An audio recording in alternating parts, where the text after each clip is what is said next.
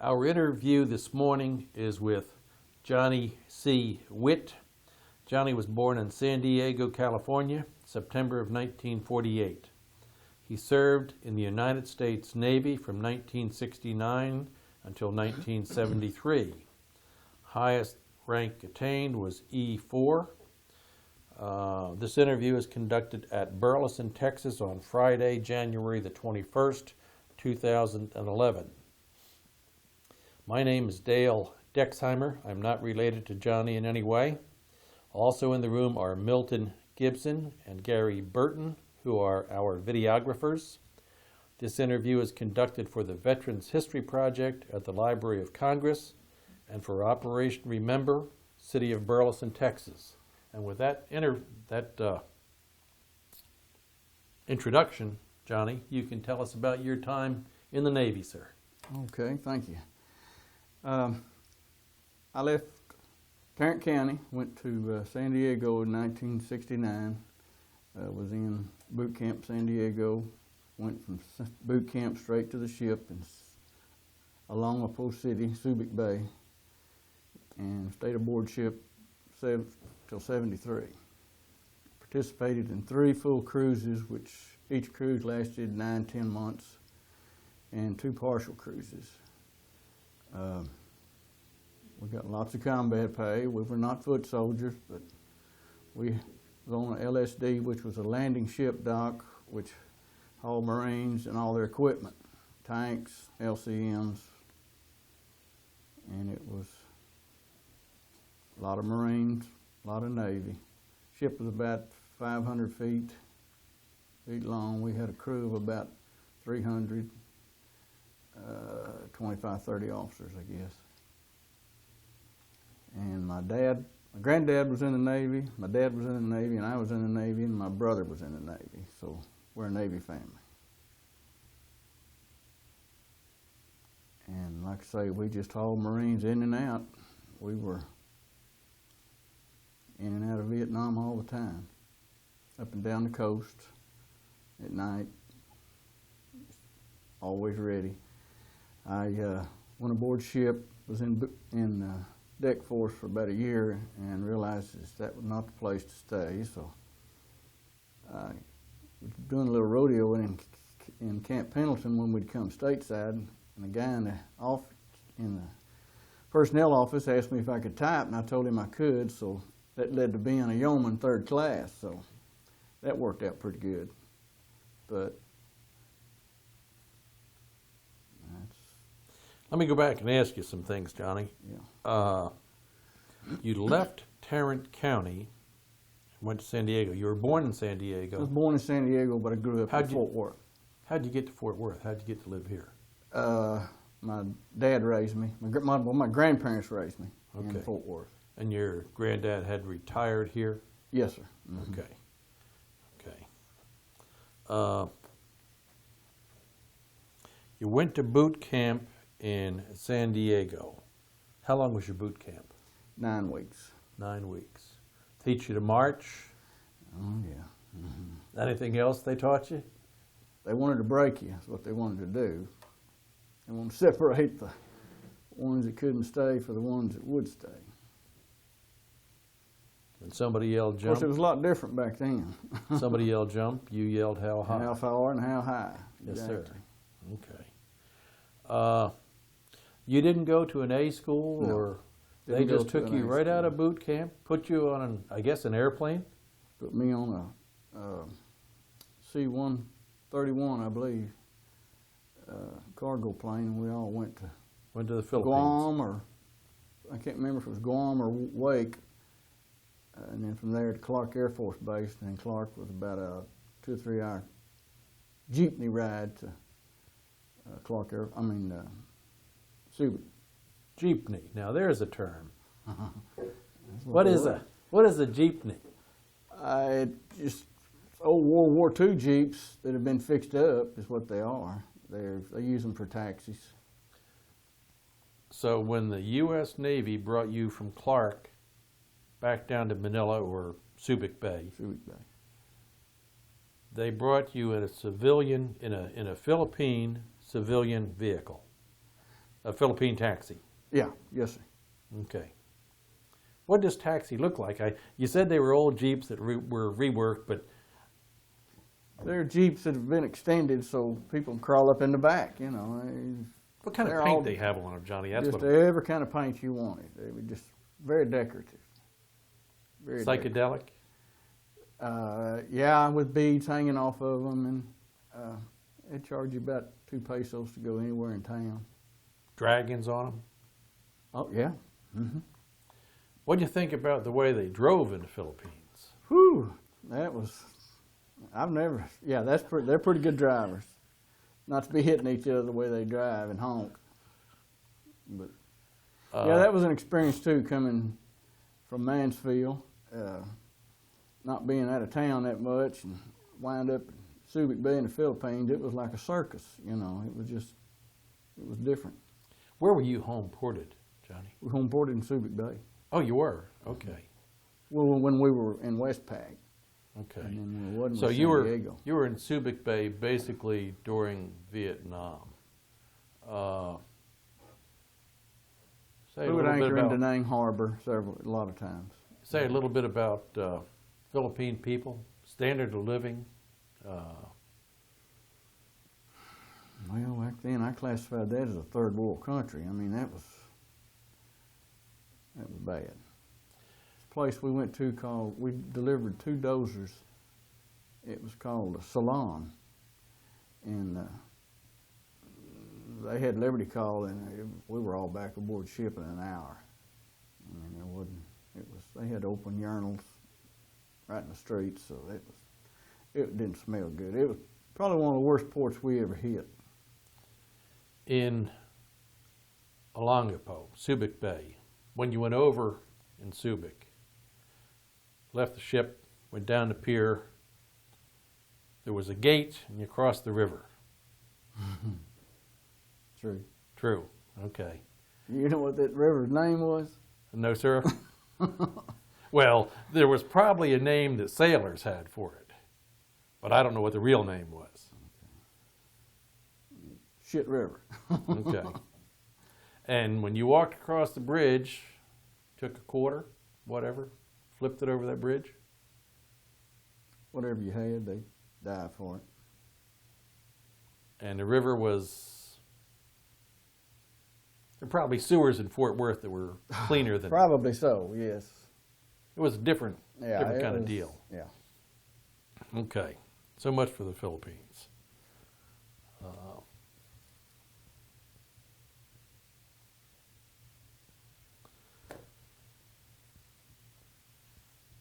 You were on this LSD, and you've told us about how big it was. You had Marines on board with all their equipment. When you put them, did you put Marines on the beach? We usually sent them in with the Papa boats. Okay. And you had, how many Papa boats you have on board? I think we had 4. Okay. But a lot of them would just get off. They would bring their, I don't know where they went, but the boats would meet us in the harbor, and they would. Papa boats. When you were... Well, they're little, that the front falls down, and they got the diesel engine in them. They were Higgins boats during the Second World War, and then they got to be called Papa personnel boats. Yeah. How did you load these, and how did you get them away from the ship? Okay, people look at D-Day, Johnny. What I'm getting to, people look at D-Day, and the Papa boats, the Higgins boats, were outside, and the guys went down the nets into those boats. In your case, they didn't do that. Right. We had like those big LCMs that would come in. The LSD landing ship dock had ballast tanks, lowered the back end down in the water, and we had a whale deck, that went up in. And these big LCMs would pull up in there, and they could load 100 guys right there. But we offloaded them that way, and of course they had all their trucks too they would drive up on the main on the mezzanine. But it was just always full of equipment. We always had equipment, offloading and loading. You loaded most of that equipment in the Philippines, I guess, at Subic? Yes. Mm-hmm. Yeah, And we then didn't unload personnel in San Diego. Okay. We didn't.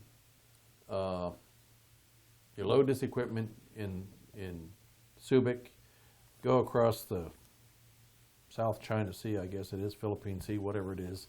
You get to Nam, you flood the back end. These guys get in their boats, LCMs or Papa boats, whatever. Tanks, out they'd come, they'd head for the shore. Did you ever put Marines on the beach in a combat situation? We had one situation where we were unloading an engineering group, and we couldn't get a crane loaded because it was how it had to walk down. But I mean, we weren't being fired at, but we could see the bank, you know, and it just finally broke loose and walked down, rode right into the whale deck, and we loaded it, and we were out of there.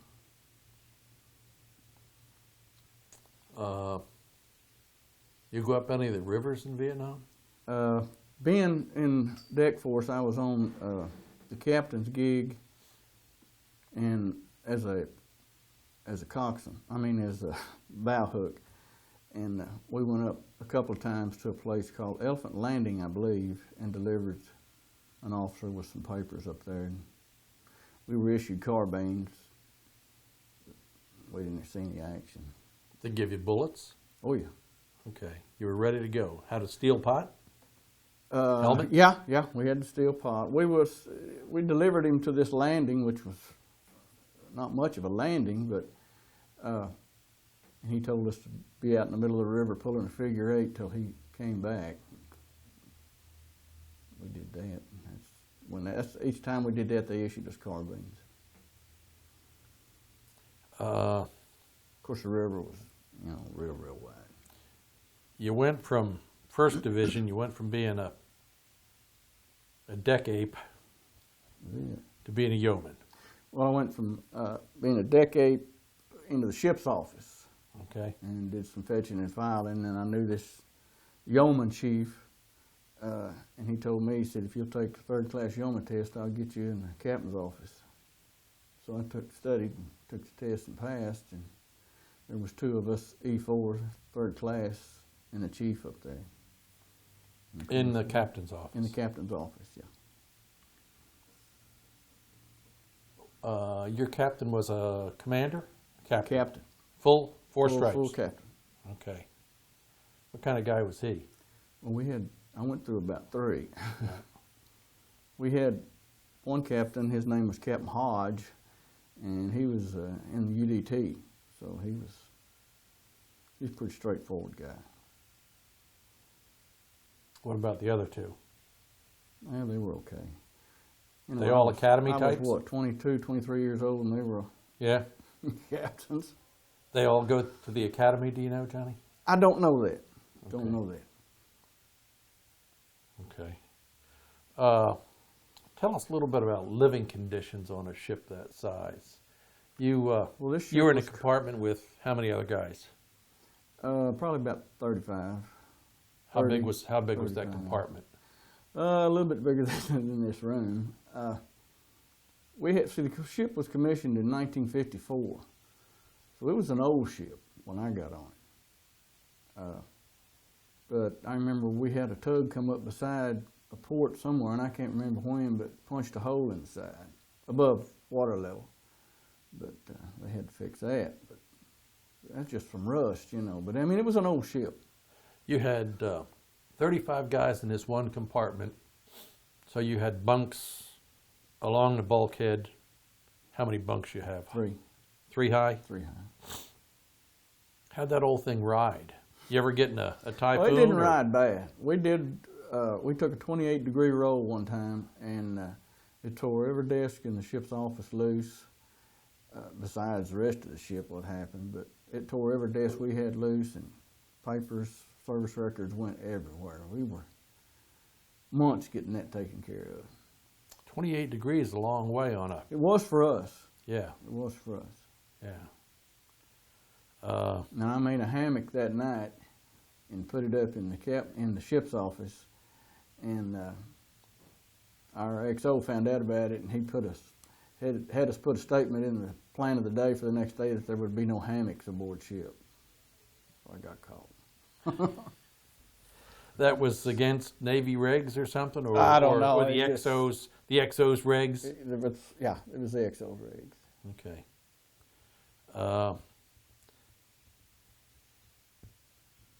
Chow hall, mess hall. We ate pretty good. When you got in country, when you were in Vietnamese waters, you have a lot of little guys come alongside and try to trade you for stuff, Kamshaw? Like Hong Kong, they did. You ever meet up with Mary Sue's side painters? Oh, yes. You knew Mary Sue? They came in, painted our water line and our main thoroughfare in the ship with rags, no brushes. You know what? Say the chief boats paid them to do that? Somebody paid them to do that. I don't know what was in return for that. I'm not sure. It was normally, my case at least, it was normally a trade situation. Some sort of trade, but I didn't, I wouldn't have anything to do with the ship's bosun.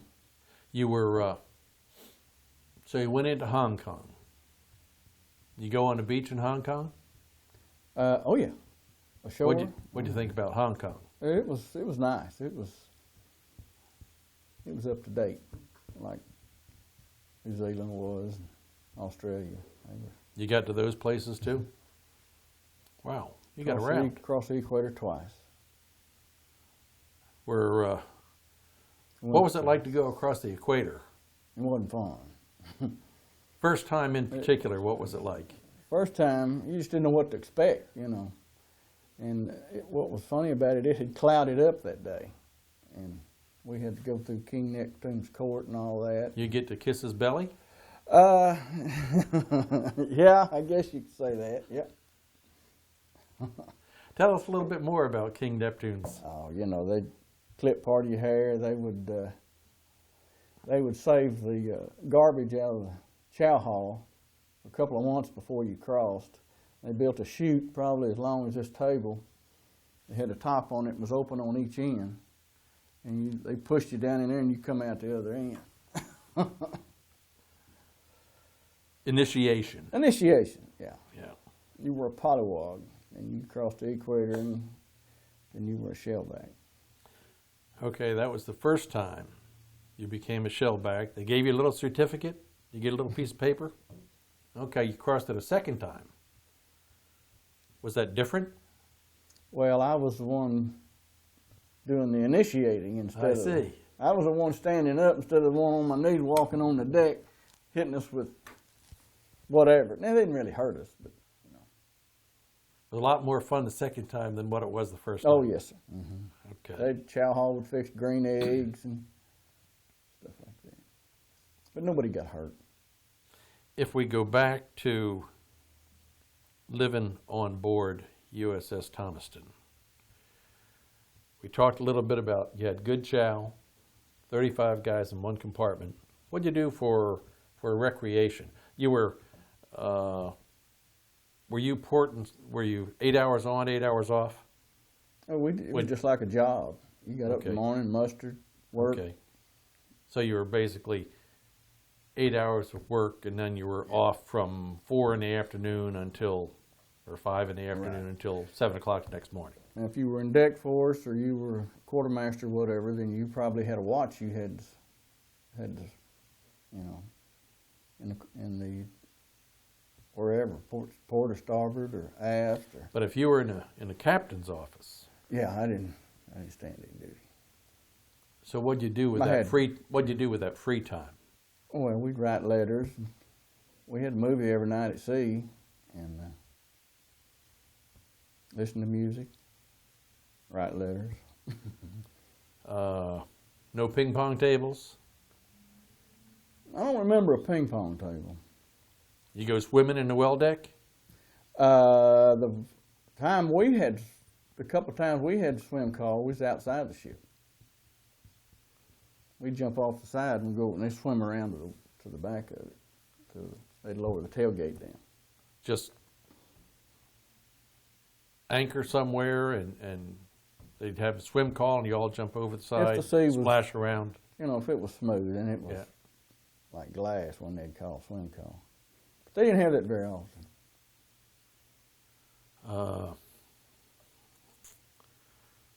You ever get up to Japan?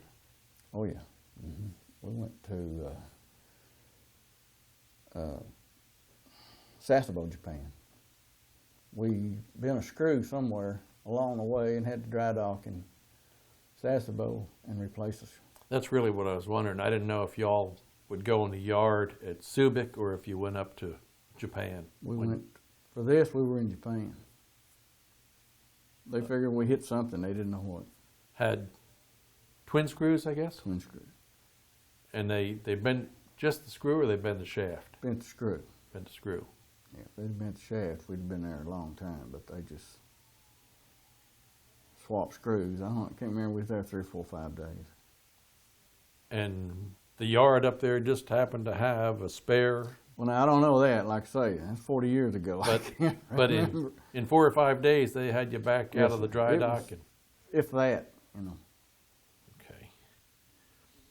Okay. You spent almost all of your time at sea. I did that.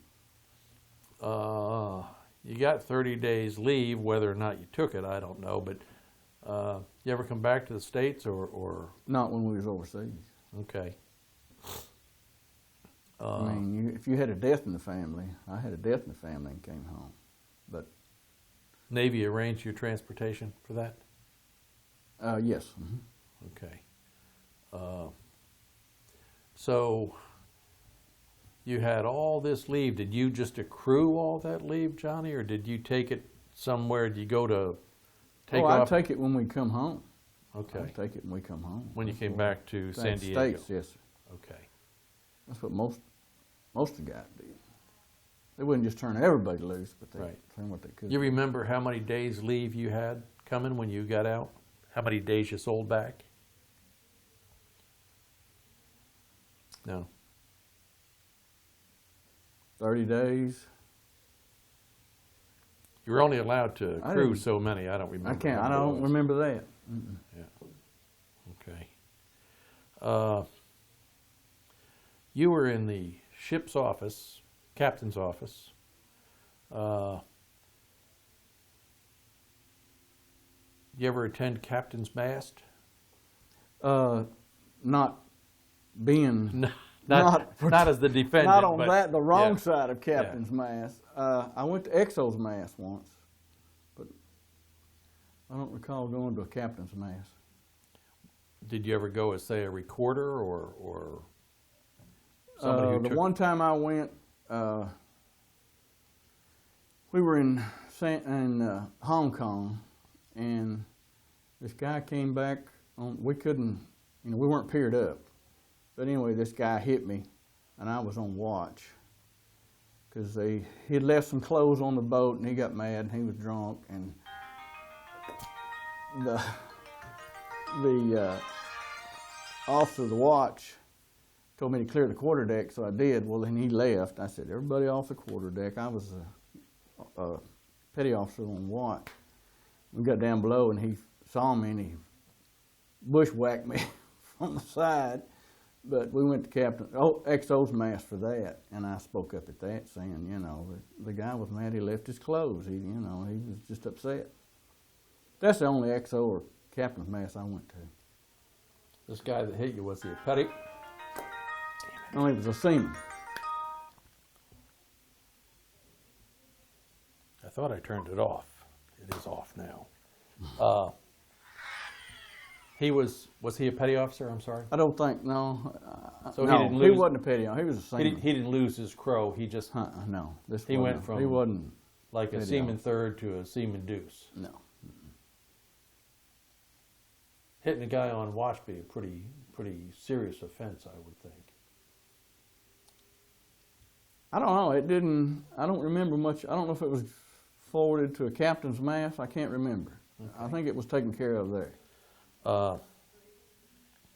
You went in 69. 69. So when you first got to that ship, what kind of money were you making? Remember?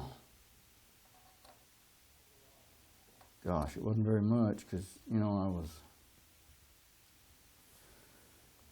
I think I got like $40, $50 a month. I can't remember. I really can't. I know Okay. I had an allotment going home of $125, I think, a month.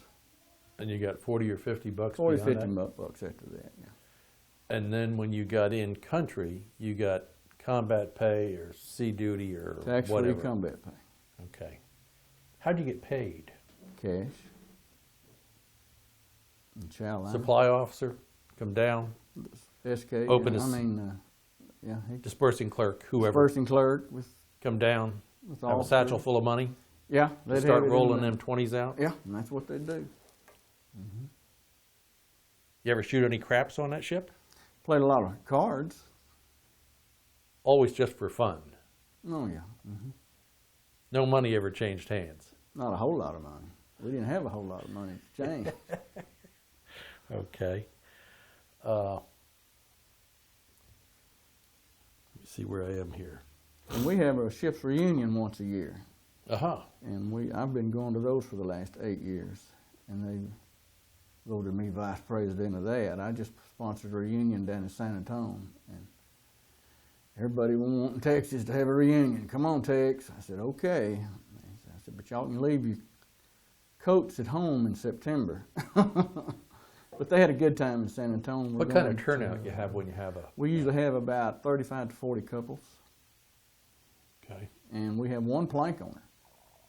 Plank owner being 1954? 1954. We have one plank owner that's still alive. Wow. He's an older gentleman. He's an these older days, gentleman. Yes, he is. but he makes all the reunions. He's the last 8. We have a good time. When you got out of the Navy, what'd you do after you got out? I got out of the Navy. I went to work at Vault Aircraft in Grand Prairie, Okay. and an aircraft factory. Got into Did they give you any credit for being in the service, Johnny? That helped you to get the job? I don't know if it did or not. Okay. You retire from a defense contractor? Yes. Northrop Grumman. Okay. And I guess, did Northrop Grumman buy Vought? Yes.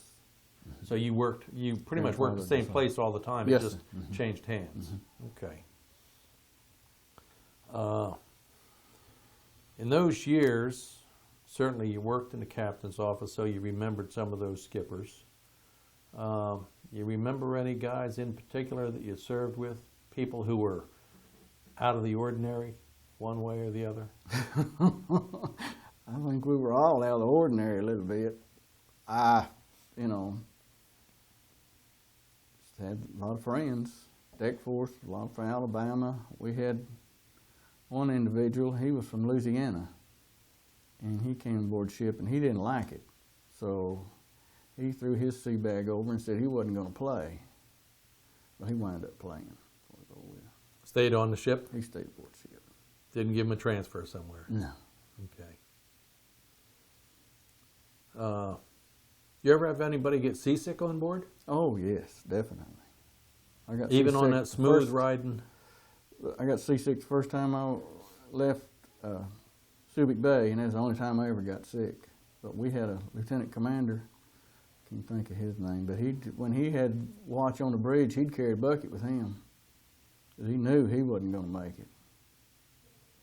He was a lieutenant commander. Wow.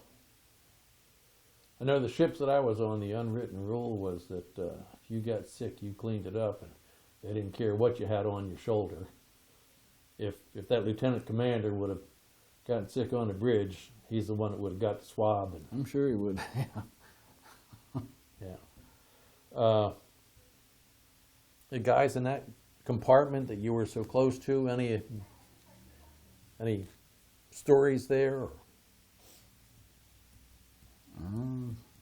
I guess not. You know, I say that's 40 years ago. Your primary job on this LSD was to haul around troops and their equipment. Do you have any defensive weapons on that ship? We had 3-inch 50s. I think we had, let's see, we had 6, had 3 mounts on each side, I believe, 3-inch 50s. Okay. Were you on a gun crew? In deck force, I was first loader. What did that, well, how often did you shoot, I guess, Johnny? They would shoot from time to time, just, they would have a sleeve come over, you know, or they'd throw something in the water and we'd shoot at it. Did you hit it? Surprisingly, yes, they could hit with that. These guns, were they all radar controlled? Yes. Mm-hmm. Okay. And as a first loader, how many guys do you have in the mount, first of all? Let's see. 2 mounts, you got 4, I believe 6. 6. First loader, we had more than that counting the guys down on the deck. You'd bring the shells out and put them up here. You put them in the breech of the gun? Yes. Uh-huh. Okay. 3-inch 50, that was one solid projectile, wasn't it? Yes, sir. Mm-hmm. Okay.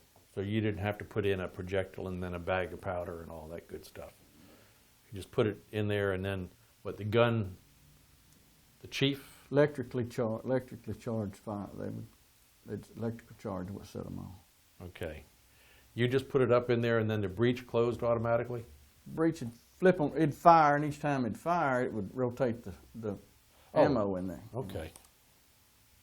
And you had what, 4 in a magazine? I 5? believe so. 4? Okay. Okay. Make a loud noise? Make a good pop. A lot of smoke, cordite in the air? Mm-hmm. Smell good? Yes.